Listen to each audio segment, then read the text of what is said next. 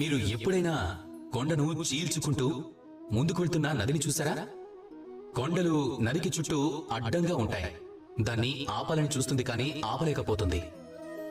ఈ నది ఎంత శక్తివంతమైనది, కానీ అది ఎక్కడి నుంచి ప్రారంభమవుతుంది? దూరంగా ఎక్కడో ఏదో ఒక పర్వతం పైన చిన్న చినుకు పడుతుంది.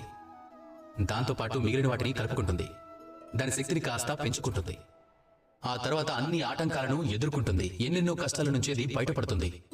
తరువాత ఎంత శక్తిని పెంచుకుంటుందంటే ఆ నదిని దాన్ని ఆపడం అసంభవం అవుతుంది. ఇప్పుడు నది చాలా గొప్పదైంది, కానీ దాన్ని గొప్పగా ఎవరు చేశారు? ఎన్ని ఆటంకాలున్నా వాటి నుంచి అది దూరంగా పారిపోలేదు. అదేవిధంగా మనం కూడా ఆటంకాల నుంచి దూరంగా పారిపోకూడదు, వాటిని ఎదుర్కోవాలి సాహసంతో, మీ పూర్తి శక్తితో.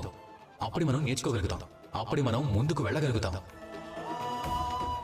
ఒకవేళ మీరు మీ జీవితంలో బంగారంగా మారాలంటే అగ్నిలోకి ప్రవేశించాల్సిందే.